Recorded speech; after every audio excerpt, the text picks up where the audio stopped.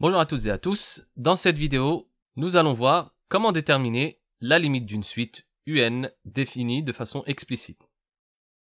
Alors la méthode c'est la suivante.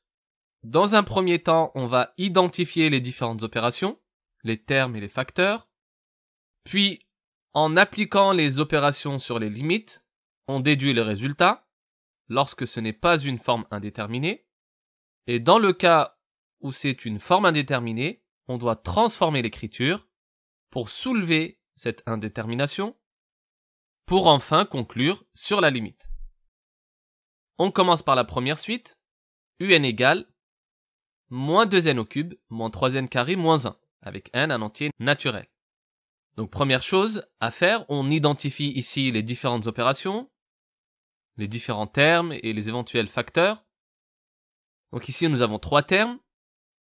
On étudie la limite de chaque terme. Le premier terme, c'est moins 2n au cube, qui est sous la forme k fois n au cube, avec k strictement négatif, et moins 2 fois, donc, entre guillemets, plus l'infini au cube, qui fait plus l'infini. Par la règle des signes, ça fait bien moins l'infini.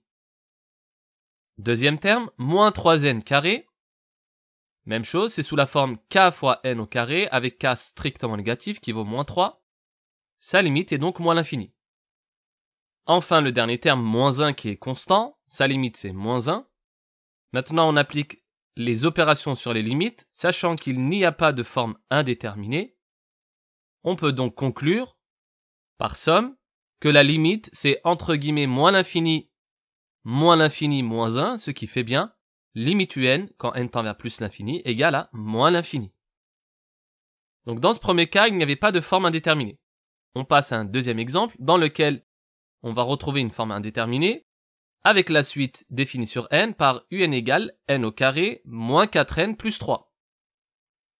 Donc comme tout à l'heure, on identifie les différentes opérations, ainsi que les différents termes et facteurs. Nous avons trois termes également.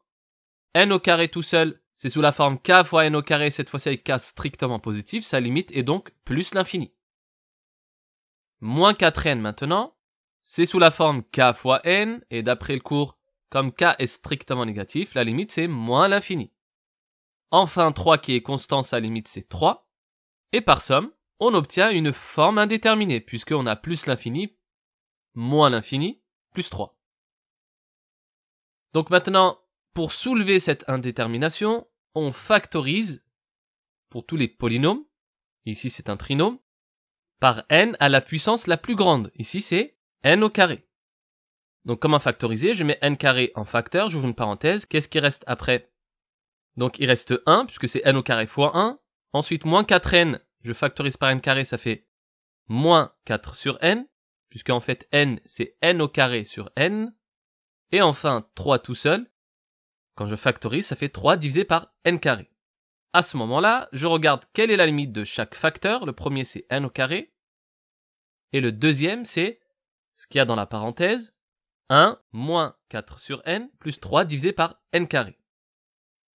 N au carré, sa limite, c'est plus l'infini. On l'a vu tout à l'heure. 1 moins 4 sur n plus 3 sur n carré. Je regarde la limite terme à terme. 1, la limite, c'est 1. Moins 4 sur n, ça fait 0, puisque c'est de la forme k sur n. Et pareil pour 3 sur n carré, la limite, c'est aussi 0. Par somme, la limite de toute la parenthèse, ça fait 1. Et maintenant, j'applique par produit, plus l'infini fois 1, en appliquant la règle des signes, donc ça fait plus par plus. La limite de UN, c'est donc plus l'infini.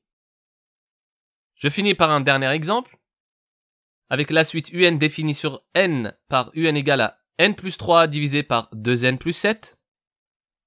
Première chose, on identifie les différentes opérations. Ici, on voit qu'on a un quotient. Donc je vais regarder la limite du numérateur et la limite du dénominateur. Le numérateur, c'est n plus 3. Quand je prends n qui tend vers plus l'infini, plus 3, ça fait plus l'infini, donc au numérateur. Et au dénominateur, c'est la même chose. 2 fois l'infini plus 7, ça fait l'infini. On se retrouve avec plus l'infini divisé par plus l'infini, qui est une forme indéterminée pour le quotient.